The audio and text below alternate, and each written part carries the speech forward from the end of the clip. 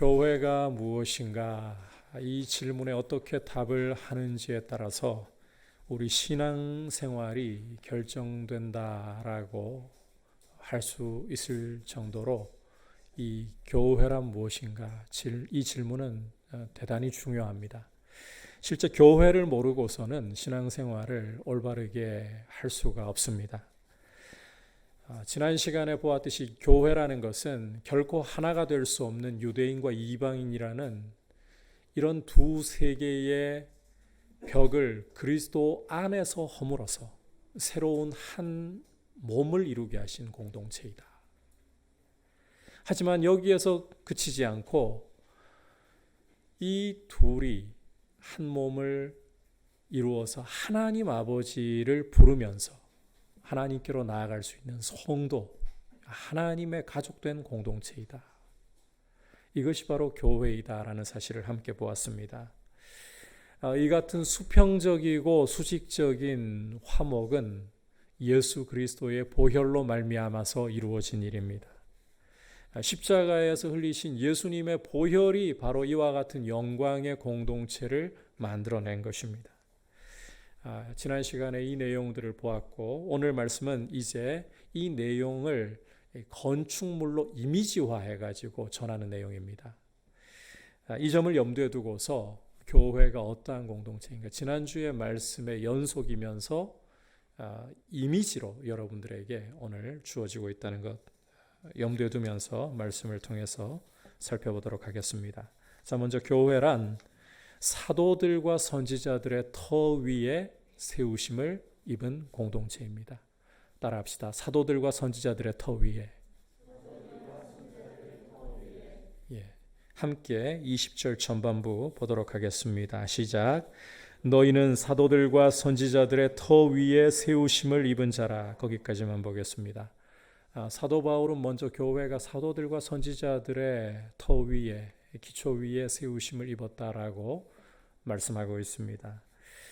여기에서 우리가 이 사도들과 선지자들이라는 표현을 먼저 좀 살펴보아야 하는데 이 사도들에 대해서는 어려울 게 없어요. 예수님의 12 제자를 위시한 사도 바울을 생각하면 되니까. 그런데 이 선지자들에 대해서는 학자들 간에도 세 가지로 의견이 나뉘어 있습니다. 첫 번째로는 이 선지자들을 구약의 선지자들로 간단히 보는 견해입니다. 두 번째로는 사도들과 동일하게 보는 견해인데 헬라어 원문을 보면 정관사가 하나밖에 없어요. 그래서 사도들이면서 선지자들, 선지자 역할을 하는 사도들 이렇게 보는 견해입니다. 세 번째는 사도들과 더불어 활동했던 신약의 선지자들이라고 보는 견해인데 여러분께서 사도행전을 읽어보시면 아가보와 같은 선지자 사도행전 11장에서 만나실 수가 있죠. 첫 번째로 또 그 7집사 중에 한 사람인 빌립과 같은 사람도 선지자입니다. 이런 사람들을 가리키는 것이다. 최근 들어서는 학자들이 세 번째 해석에 많은 손을 들어줍니다. 개인적으로는 이 세 해석 중에 어느 것을 취하든 문제가 없다라고 생각합니다. 왜냐하면 이 사도들과 선지자들이라는 이 표현도 중요하지만 이것이 전달하고자 하는 내용이 사실상 더 중요하기 때문이에요. 이 사도들과 선지자들이라는 표현을 통해서 사도 바울이 정말 전하려고 하는 핵심은 따라합시다. 하나님의 말씀. 하나님의 말씀이에요. 그리스도의 복음인 거예요. 자, 그러니까 교회는 하나님의 말씀의 터 위에 그리스도의 복음의 터 위에 세워져 있다라는 것입니다. 따라서 교회가 교회되려면 말씀 위에 신구약 성경 66권 위에 견고하게 서 있어야 하는 거예요. 어떠한 행보를 가지든지 어떠한 결정을 내리든지 간에 말씀을 따라서 하나님의 말씀인 성경을 따라서 가야 한다라는 것입니다. 이게 교회를 교회되게 하는 중요한 표지라는 거예요. 강조컨대 하나님의 말씀이 교회를 정말 교회되게 합니다. 아무리 이 건물을 아름답고 화려하게 첨탑을 높이 세워서 그 위에 십자가를 잘 달아두었다고 해도 말씀 위에 서 있지 않다면, 말씀의 터 위에 있지 않다면 그것은 교회라고 부를 수가 없습니다. 아무리 웅장하고 화려한 건물과 시설로 또 사람들을 매료시키는 프로그램과 시스템을 가지고서 교회의 모양을 낸다고 교회가 되는 게 아니에요. 하나님의 말씀의 터 위에 서 있지 않다, 교회 아닙니다. 여러분, 이단도 그런 모양 낼 수가 있어요. 이단도 얼마든지 건물을 정말 더 그럴싸하게 교회처럼 만들고 첨탑에 십자가를 잘 세워가지고 우리가 교회다. 그런데 여러분, 호박에다가 줄을 긋는다고 해서 수박이 되지 않는 것처럼 이단이 아무리 교회의 모양새를 낸다고 해서 교회가 안 됩니다. 왜? 하나님의 말씀이라는 터 위에 신구약 66권의 말씀이 바르게 선포되지 않고 왜곡되기 때문에, 어그러진 길로 인도하기 때문에 교회가 아니라는 거예요. 과거 주기철 목사님이 신앙생활을 하셨던 웅천교회라는 곳이 있습니다. 경남 창원에 있어요. 이곳은 선교 유적이지만 지금은 술집, 카페, 음식점이 들어서 있다고 합니다. 어떻게 된 건가 하면 신도시로 이 교회가 이전을 해가면서 건물을 매각을 한 거죠. 이 건물을 인수한 사람이 교회의 이 외관은 그대로 둔 채로 내부만 리모델링을 해가지고 이걸 술집과 카페와 음식점에 임대를 했다고 합니다. 여러분, 이 웅천교회의 모습을 그대로 간직하고 있다고 이게 웅천교회라고 불러야 할까요?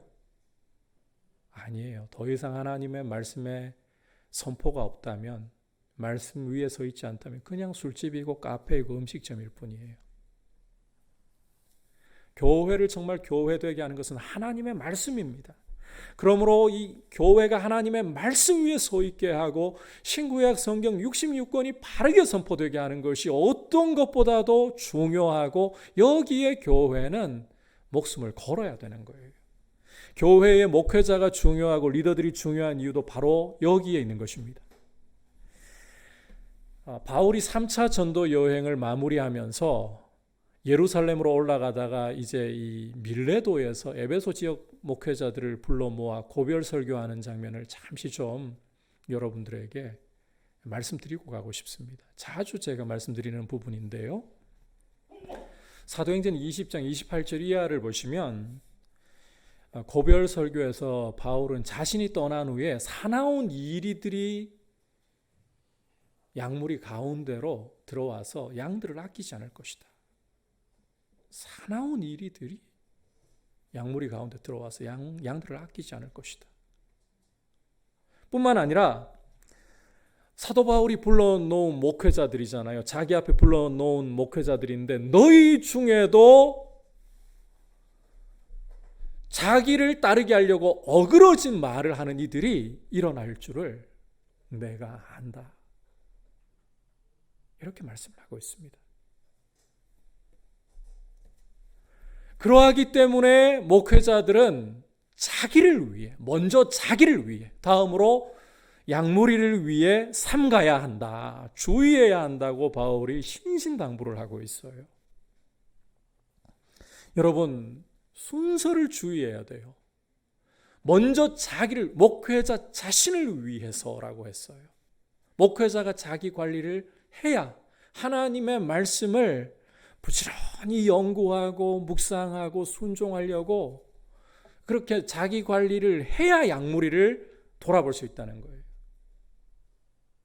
목회자가 사람이 아무리 좋아서 여러 가지 재능을 가지고 있어서 교회를 돌아보는데, 자, 프로그램 가지고 혹은 재능을 가지고 돌아본다.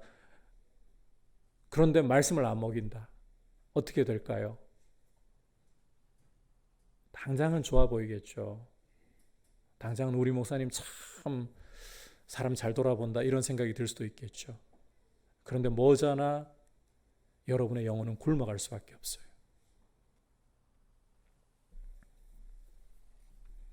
하나님의 말씀 위에 목회자가 먼저 서 있지 않으면, 말씀으로 자기를 관리하지 않으면 목회자는 어그러진 말로서 자기를 따르게 하려고 사람들을 잘못 인도하기 시작합니다. 예수의 제자를 만드는 것이 아니라 목사의 제자를 만들기 시작하는 거예요. 결국 주님이 바리새인들에게 경고하신 것처럼 여러분, 바리새인도 처음부터 그 잘못된 길 가려고 가서 그런 게 아니에요. 하나님의 말씀으로 자신들을 돌아보면서 제대로 신앙생활 안 하니까 그렇게 굳어간 거거든요. 처음에 우리 목회자들 다 순수하게 갈 수 있어요.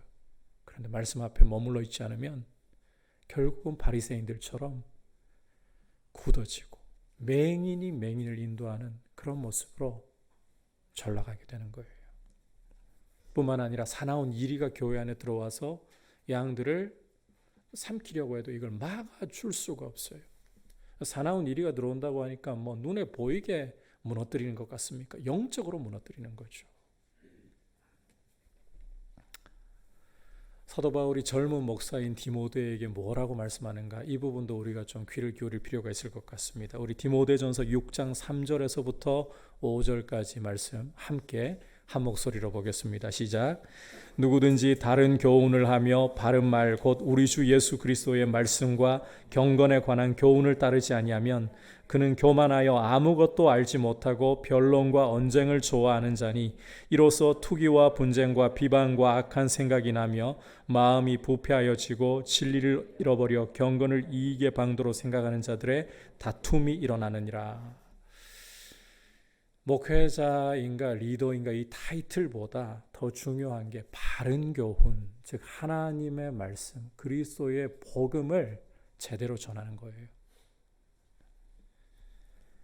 안 그러면 온갖 화려한 스펙을 가지고서, 타이틀을 가지고서 사람들 앞에 반짝반짝 빛난다 해도, 자, 사도 바울이 뭐라고 말씀하나요?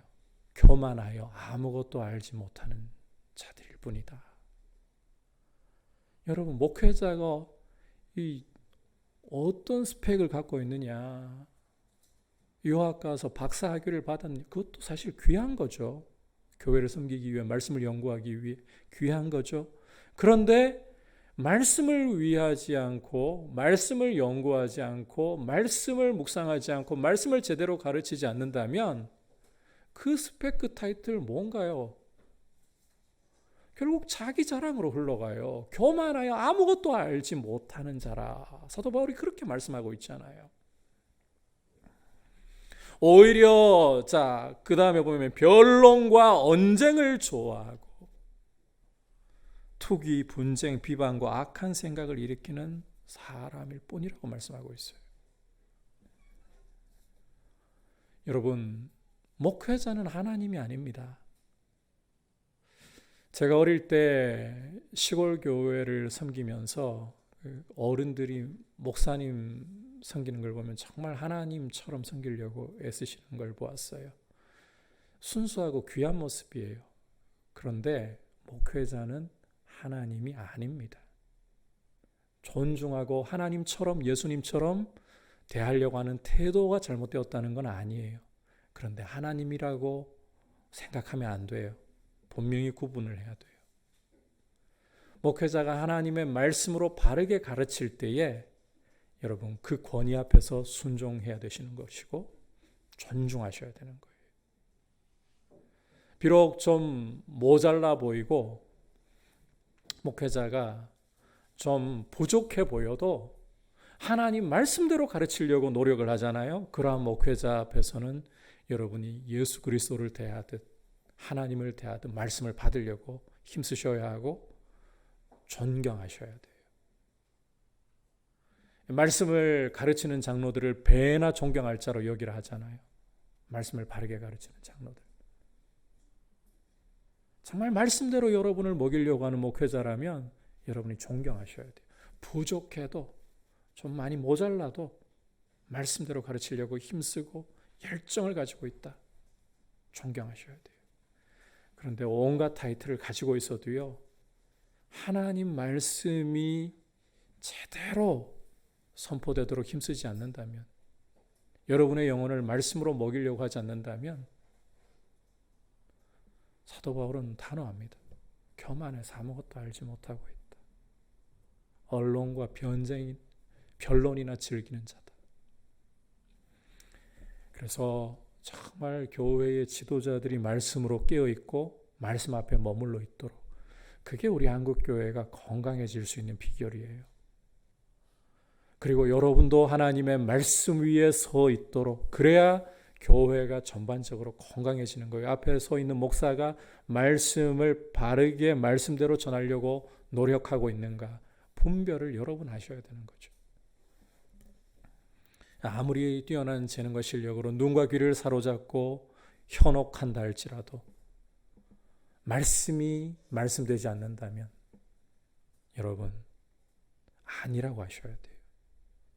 그리고 부족할지라도 말씀대로 하려고 한다면 존중하면서 함께 하나님의 교회를 세우기 위해 힘을 실으셔야 되는 거예요. 그런 모습으로 우리가 교회를 세워나갈 수 있기를 축복합니다. 교회는 하나님의 말씀의 터 위에 서 있습니다. 두 번째로 교회란 따라합시다. 예수 그리스도께서 모퉁이 돌이 되십니다. 20절 후반부를 보시면 그리스도 예수께서 친히 모퉁이 돌이 되셨느니라 라고 말씀을 하고 있습니다. 건물에서 이 모퉁이 돌은 간단하게 설명하자면 기준 역할을 한다. 이렇게 이해를 하시면 되겠습니다. 무슨 말인가 하면 건물의 기초를 놓을 때 고대에는 모퉁이 돌을 제일 먼저 놓았어요. 그리고 이 모퉁이 돌을 따라서 나머지 돌들을 정렬을 했다라는 겁니다. 그래서 모퉁이 돌은 기준이 된다. 이걸 교회로 가져와서 적용을 해본다면 예수 그리스도께서 기준이 되시고 조금 더 구체적으로 주인이 되신다는 겁니다. 교회의 주인, 교회의 절대 기준은 오직 목사가 아니고요. 누구시라고요? 예수 그리스도신 거예요. 앞서 하나님의 교회라면 말씀의 터 위에 서 있어야 한다라고 여러분께 말씀드렸습니다. 자, 그렇다면 이 말씀의 터 위에 서 있는가, 이 여부를 무엇으로 분별할 수 있느냐? 단순히 지식적인 걸 보고? 아니요. 가장 핵심은 예수 그리스도께서 주인이 되고 계시는가? 예수 그리스도께서 그 교회의 절대 기준이신가? 바로 이것이 되어야 되는 거예요. 아무리 말씀을 잘 가르치는 것 같고 말씀의 터 위에 서 있는 것 같다 해도 예수님을 주인으로 인정하지 않는다면 말씀 위에 서 있다라고 할 수가 없어요. 예수님이 주인이신가? 여러분, 우리가 예수님을 믿는다는 것은 예수님을 단지 구원주로 섬기는 것이 아닙니다. 나를 죄에서 건져주고 하나님의 진노에서 건져주고 하나님 자녀가 되는 복을 누리게 하고, 이게 끝이 아니에요. 그걸로 끝이라고 생각하신다면 신앙은 반쪽짜리일 뿐이에요. 참된 신앙은 예수 그리스도를 나의 주인으로 모시는 거예요. 예수님이 내 주인. 나는 그분의 종이에요. 그게 구원의 진정한 모습인 거죠. 종은 자기 생각과 자기 고집을 주장하지 않습니다. 종은 주인이 말씀하면 아무리 내가 옳아 보여도 그거 내려놓고 주인의 말씀을 따라가는 거예요. 그게 종의 도예요. 교회가 말씀의 터 위에 있다면 주님이 말씀하시면 아무리 전통이 어떠하든지 아무리 경험이 어떠하든지 무슨 뛰어난 어떤 생각이 있든지 다 내려놓고 아멘, 주님 말씀하는 대로 순종하겠습니다. 이런 모습 보일 수 있는 게 교회예요. 결과를 보는 것이 아니라 순종하려고 하는 것.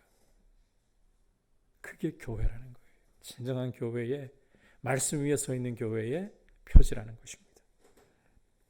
물론 우리가 주님을 섬기면서요, 좌충우돌하지 않고 완벽한 순종과 섬김을 드릴 수 있다, 이 말은 아닙니다.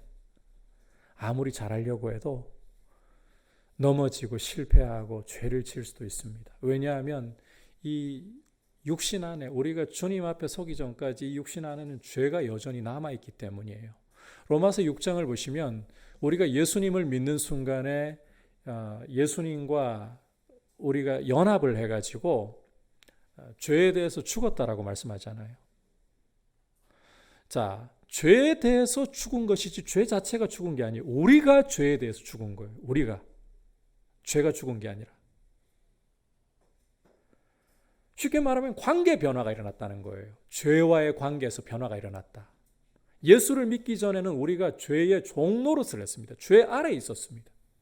그런데 이제 예수님과 연합함으로써 죄에 대해서 죽어버리니까 더 이상 죄에게 종이 아니에요. 예수님의 부활로 말미암아 우리는 하나님의 은혜 아래에 있는 거예요.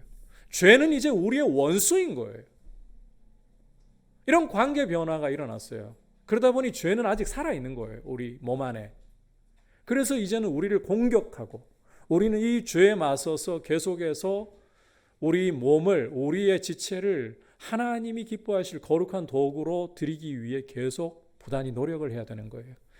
이렇게 노력할지라도 우리는 넘어질 때가 있고 실패할 때가 있고 그런 힘겨운 싸움을 벌여야 하는 고통을 겪지 않을 수가 없는 겁니다. 넘어질 때는 여러분 기억하십시오. 우리 주님도 우리에게 완전한 순종을 기대하시지 않아요.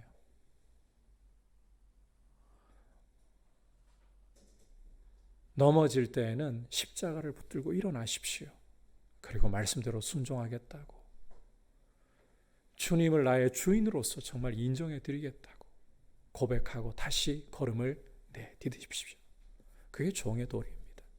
말씀 위에 서 있는 교회는 이렇게 예수님의 주인 되심을 고백하고 선포하면서 내 삶이 주님의 말씀을 따라 주님의 말씀이 절대 기준이 되어서 가고 있는가, 이걸 돌아보면서 실패했을 때에는 십자가 붙들고 회개하며 일어나 말씀의 길로, 주님을 기쁘시게 하는 길로 걸어가는 이러한 모습을 가지고 있다. 이런 모습으로 우리 자신을 주님 앞에 드릴 수 있기를 축복합니다. 자, 마지막으로 교회라는 것은 따라합시다. 성전입니다. 다시 말해서 하나님의 거하실 처소가 되기 위해 지어져 가는 중이라는 거예요. 하나님이 거하실 처소가 되기 위해서 계속 지어져 가는 중이다. 이게 교회이다. 자, 앞서 교회는 사도들과 선지자들의 터 위에, 말씀의 터 위에 세워져 있다. 그리고 예수 그리스도께서 모퉁이 돌, 주인이자 기준이 되신다. 이걸 살펴보았는데, 자, 이걸 통해서 이제 사도 바울은 교회를 어떻게 구체적으로 더 설명하느냐. 자, 21절, 22절에서 함께 살펴보겠습니다. 시작. 그의 안에서 건물마다 서로 연결하여 주 안에서 성전이 되어가고 너희도 성령 안에서 하나님이 거하실 처소가 되기 위하여 그리스도 예수 안에서 함께 지어져 가느니라. 자, 방금 보신 말씀을 보시면 그리스도 안에서 이 건물마다 서로 연결해서 주 안에서 성전이, 하나님이 거하실 처소가 되어간다. 지어져 간다. 그렇게 지어져 간다. 이렇게 말씀하는데, 자, 여기서 이 건물마다라는 표현부터 좀 살펴봐야 돼요. 이 건물마다라는 표현은 보편적인 교회를 가리킵니다. 좀 더 구체적으로 성도 개개인, 그리고 이 성도 개개인이 모여서 이루는 지역교회, 다시 말해서 확장하면 지구상에 있는 모든 성도를 가리키는 거예요. 이 건물마다라는 표현이. 따라서 그의 안에서, 즉 예수 안에서 이 건물마다 서로 연결되어서 성전으로 지어져 간다는 것은 우리 한 사람 한 사람, 지역교회 하나하나, 그리고 지구상에 있는 모든 교회가 다 서로 연결이 되어가지고 성전으로 지어져 가고 있는 중이라는 말이에요. 여러분, 눈으로 볼 때는 따로따로예요. 그런데 예수님을 믿는 순간 우리도 모르는 사이에 우리는 주님 안에서 서로 다 연결되어요. 저는 연결하려고 그렇게 작정한 일이 없는데요. 예수님 안에 들어오는 순간 예수님의 몸으로서 우리는 다 서로 연결됩니다. 그리고 여러분이 인식을 하든 못하든 하나의 성전으로서 계속해서 지어져 가고 있는 중에 있습니다. 행여 오해가 있을까 봐 여러분들께 말씀을 드리는데, 이 성전이라는 건 절대 건물 아닙니다. 우리가 과거에는 그 예배당을 가지고 성전이라고 많이 불렀잖아요. 지금도 많은 분들이 그렇게 부르고 계시고, 그런데 정확하게 이야기하면 이 예배당은 성전이 아니에요. 예배당일 뿐이에요.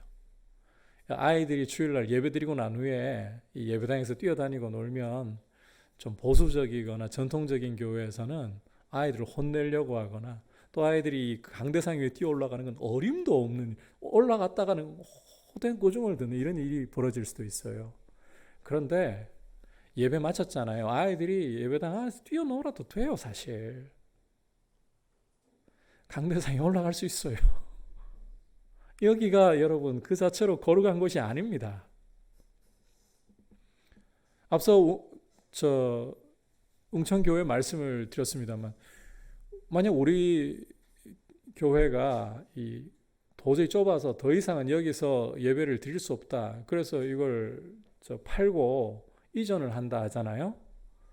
여기에 교회가 안 들어오고 다른 어떤 PC방이 들어왔다, 그래도 거룩하다 하실 건가요? 아니잖아요. 예배당은 그냥 예배당인 거예요. 이것이 하나님 앞에 그 용도에 맞게 쓰일 때는 거룩하다고 할 수 있어요. 하지만 그 용도가 아니라면, 예배가 끝난 후라면 아이들 이곳에서 뛰어놀 수 있어요. 강대상에 올라와도 그게 물론 조심은 시켜야죠. 아이들 또 다치거나 끼어지거나 이럴 수도 있어가지고 조심을 시켜야지만, 또 너무 아무렇게나 행동하면 불편한 분들이 계시니까 조심을 시켜야 되겠지만, 이 건물 자체가 성전이 아니라는 거예요. 여러분이 성전이에요.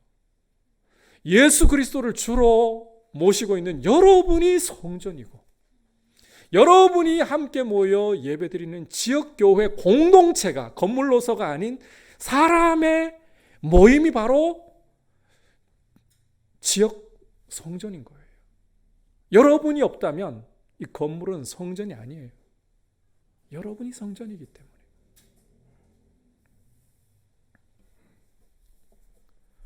이 개념을 우리가 좀 잘 갖고 있는 게 중요합니다.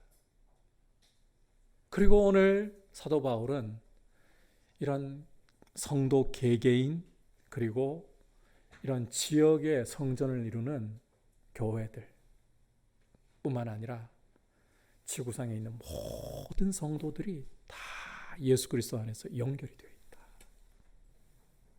다 연결되어 있어요. 우리는 다 각각의 사람이지만 다 주 안에서는 한 몸으로 다 연결되어 있는 거예요.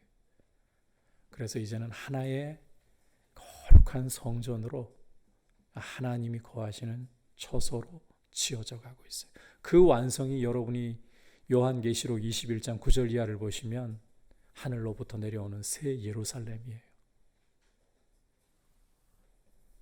흠도 없고 점도 없는 영광스러운 모습. 하나님이 친히 이 새 예루살렘에 등불이 되어 주셔서 해와 달의 비침이 쓸데없는, 그게 우리의 모습이에요. 장차올 우리의 모습이고, 지금 우리가 서로 연결되어서 그 새 예루살렘을 이루기 위해 지어져 가는 중에 있는 거예요. 자, 그렇다면 우리가 여기에서요, 하나님이 거하실 처소를 이룬다 했기 때문에 이 하나의 성전을 이루어가는 데 있어서 가장 중요한 게 뭐냐? 거룩함입니다. 거룩함. 그렇다면 이 성전의 거룩함이라는 것이 구체적으로 무엇인가? 이 문맥을 따라서 볼 때 두말할 것 없이 따라합시다. 하나됨. 교회의 하나됨이에요.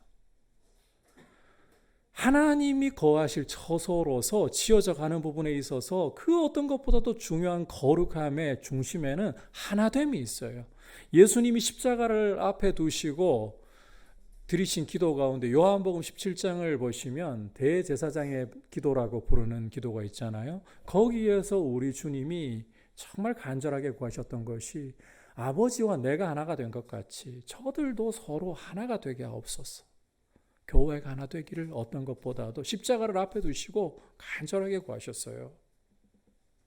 우리가 예수님 십자가를 앞에 두고 드리신 기도하면 겟세마네에서 이 잔이 내게서 지나가게 하옵소서. 그러나 내 뜻대로 마시고 아버지 뜻대로 하옵소서. 이것만 떠올리기 쉬운데 예수님이 드리신 기도 가운데 이 마태, 마가, 누가가 기록하지 않았던 내용을 보면 요한이 기록하는데 하나 되게 하옵소서. 저들이 하나가 되게 하옵소서.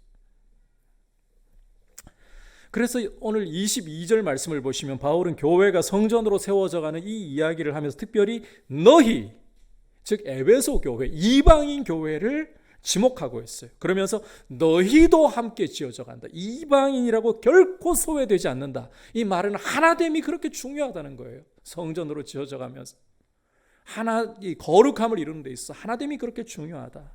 따라서 이 하나됨을 깨뜨리는 모든 교만과 이기심을 십자가에 못 박아버리고 자기밖에 모르는 개인주의나 혹은 우리 교회는 뛰어난데 다른 교회는 엉망이야 무시하는 개교회주의는 이 거룩함을 방해하는 어떤 것보다 위험한 적이라는 거예요.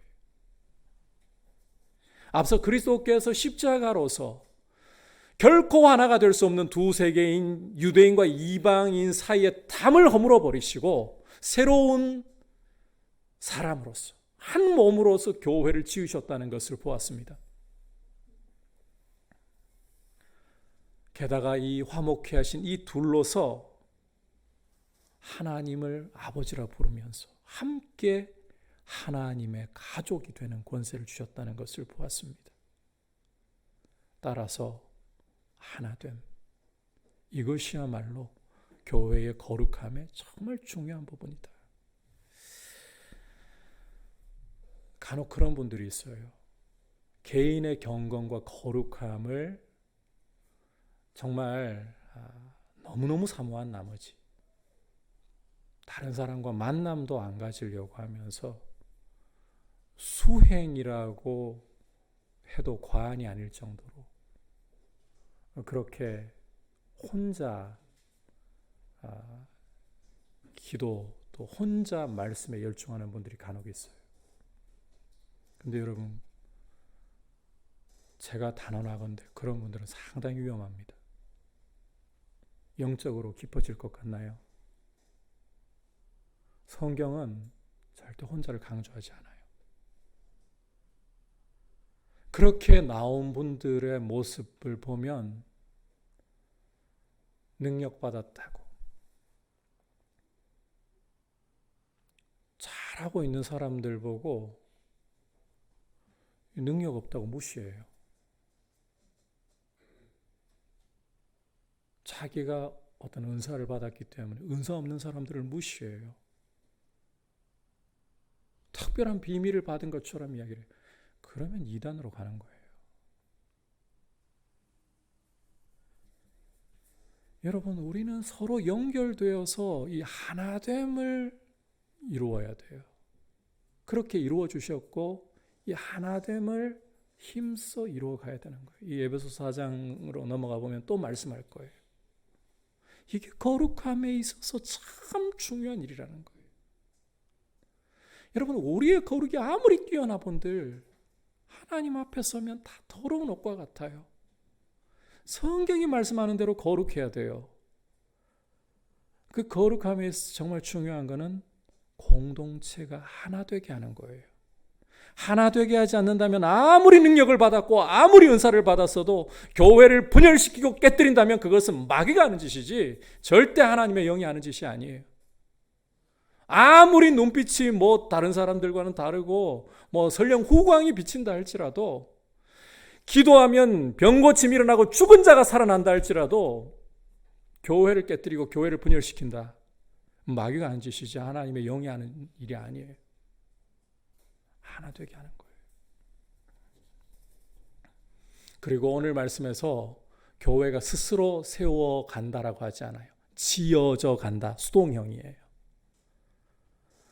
서로 주 안에서 이 연결되어 가지고 지어져 간다. 이 연결을 시키신 분이 하나님이시고 그리스도 예수이시고, 교회를 성전으로 세워가시는 분은, 우리 성도들을 성전으로 세워가시는 분은 하나님이십니다. 따라서 하나 되게 하는 것보다 하나님이 기뻐하시는 거룩함이 따로 있을 수가 없다. 하나 되려고 하면 여러분, 우리 안에 교만과 이기심을, 우리 자아를 십자가에 못 박지 않고 안 되거든요. 그래서 이 개인주의를 못 박아버리고 개교회주의, 우리 교회만 뛰어나다, 아니에요. 그렇지 않아요. 못 박아버리고 주 안에서 성도들은 서로 연결되어 있고, 지구상에 있는 교회가 참 사실은 이 교회론이 보면 정말 우주적이에요. 얼마나 광범위한지 몰라요. 그래서 우리가 단기 선교를 나가보잖아요. 나가서 어떤 오지에 가더라도 거기서 예수 믿는 사람 만나면 가족을 만난 기쁨이 있잖아요. 얼마나 반가운지 몰라요. 서로 말도 안 통해요. 피부색도 달라요.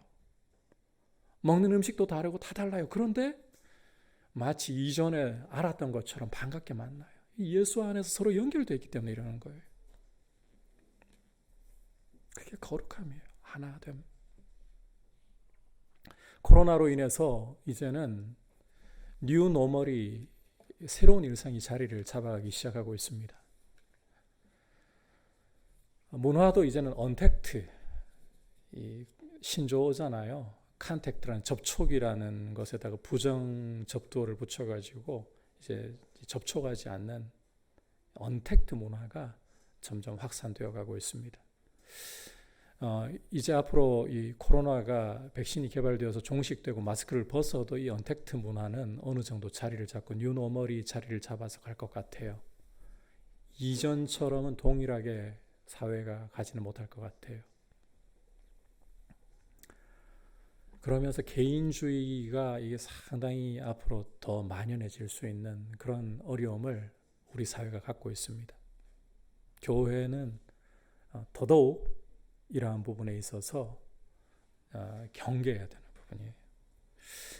이런 상황에 있다 보니까 이게 교회가 공식적으로 모임이 많이 제한되고, 따라서 이 처음에 코로나가 터졌을 때만 해도 교회의 모습을 보면 서로 교제하지 못하는 것에 대한 아쉬움이 굉장히 컸어요. 하지만 이제 이 코로나 사태 이후에 8개월여의 시간이 흘러가면서 점점 이런 문화가 파고들기 시작하면서요, 교회도 다 그러시지 않겠지만 많은 경우에 편의주의를 추구하고 있어요. 편의주의를. 성도들과 만나면 여러분, 아무리 친하고 아무리 가까워도요, 우리는 다 문제를 갖고 있는 사람들이거든요. 공사 중인 사람들이잖아요. 오늘 말씀에도 우리는 여전히 공사 중이잖아요. 서로 사랑하려고 가까이 다가가다 보면 다 가시가 있어요. 여러분, 목사인 저는 가시가 없겠습니까? 왜 없어요? 가까이 들어와 보시면 저도 가시가 있고 여러분도 가시가 있고, 그러다 보면 찔려요. 아파요. 이러다 보니까 이게 사랑하려면 이런 아픔이 있어요. 자식 키우면서 보세요. 자식이 부모 뜻대로 되던가 안 되잖아요. 자식 키우는데 자식한테 찔려서 많이 아프잖아요. 근데 자식을 왜 포기 안 합니까? 사랑하니까, 가족이니까. 사랑은 그렇게 물러나 버리면 나무로 그냥 보는 거예요. 아프더라도 같이 가는 거예요. 근데 이 편의주의가 파고들면요, 서로 찌르지 않고 찔리지 않고 그냥 좋은 게 좋은 걸로. 그러면 뭐 싸울 일도 없으니까. 오히려 이게 평안해 보이니까. 이게 좋은 건 줄 알고 흘러갈 수도 있어요.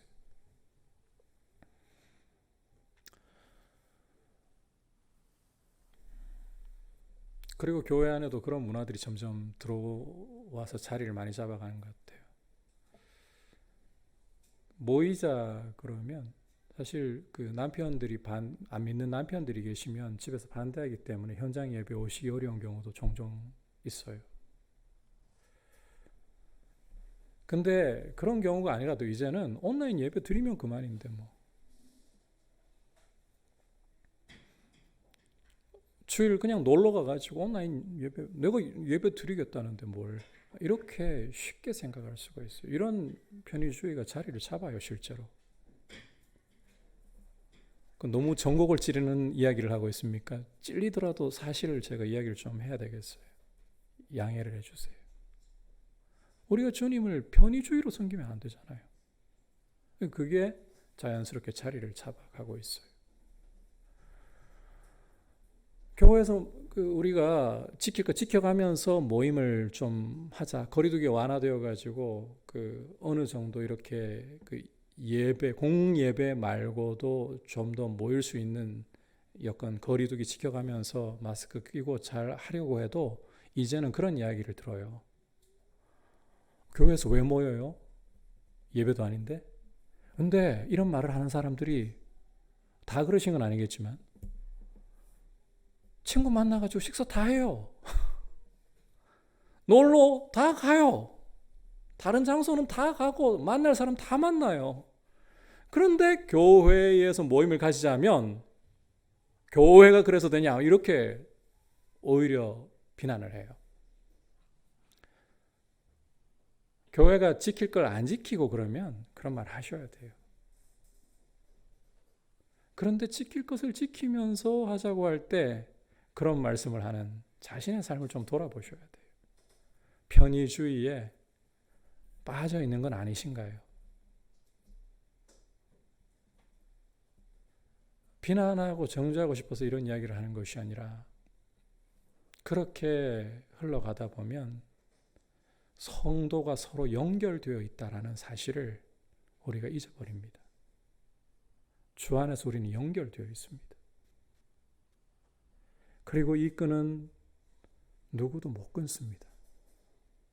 그리스도 안에서 하나님의 사랑에서 우리를 끊을 수 없듯이 성도도 이제는 그리스도의 몸으로서 서로 연결되어서 끊을 수 없어요.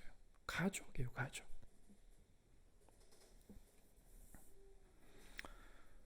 그래서 교회의 거룩함은 성전으로 지어져가는 가장 중요한 모습 중에 하나는 하나됨을 힘써 지키려고 하는 것입니다.